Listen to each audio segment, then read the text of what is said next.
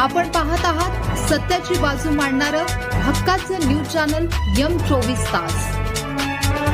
राज्यात सध्या शक्तीपीठ महामार्ग आणि विकास प्रकल्पाचे वारे वाहत आहे। त्यात शेतकऱ्यांच्या जाणाऱ्या जमिनी आणि त्यांच्या व्यथा यावर आता थेट कवितेच्या माध्यमातून आसूड ओढला गेला आहे। सांगली जिल्ह्यातील कोल्हप येथील एका सामान्य शेतकऱ्याने शक्तीपीठ महामार्गाविरोधात आपल्या भावना कवितेच्या माध्यमातून व्यक्त केल्या आहेत। हा प्रकल्प म्हणजे शक्तीपीठ नसून शेतकऱ्यावर जबरदस्तीने लादलेला शक्तीपीठ आहे, असा थेट घणाघात केला आहे।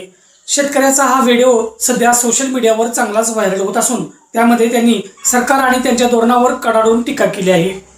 कवितेचे सादरीकरण करताना त्या शेतकऱ्याने अत्यंत भावुक आणि तितक्याच आक्रमकपणे आपल्या भावना मांडल्या आहेत।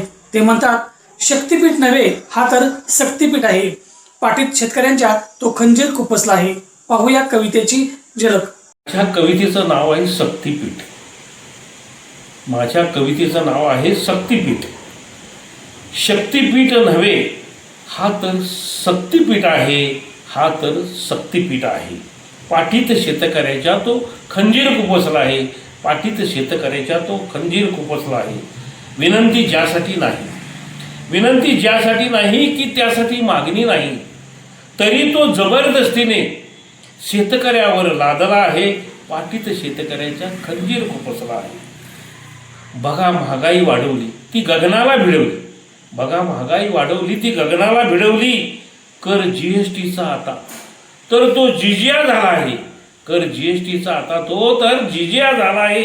पाठीत शेतकऱ्याच्या खंजीर खुपसला आहे। भाव शेतकऱ्याच्या मालाला नाही, भाव शेतकऱ्याच्या मालाला नाही, कवडी मोलाने तो विकतो आहे, कवडी मोलाने तो विकतो आहे। 2000च्या हातावर तुरी, 2000च्या हातावर तुरी, टाकून त्यास मिंदा केला आहे, टाकून त्यास मिंदा केला आहे। पाठीत शेतकऱ्याच्या खंजीर खुपसला आहे। पिकवतो शेती शेतकरी राजा, पिकवतो शेती शेतकरी राजा, म्हणून खाता तुम्ही पोट भरून, म्हणून खाता तुम्ही पोट भरून, वडापाव भजी आणि वरती खाजा। आता विरोधी शक्तीपीठाच्या, आता विरोधी शक्तीपीठाच्या लढाई शेतकरीच लढणार आहे, लढाई शेतकरीच लढणार आहे, लढाई शेतकरीच लढणार आहे।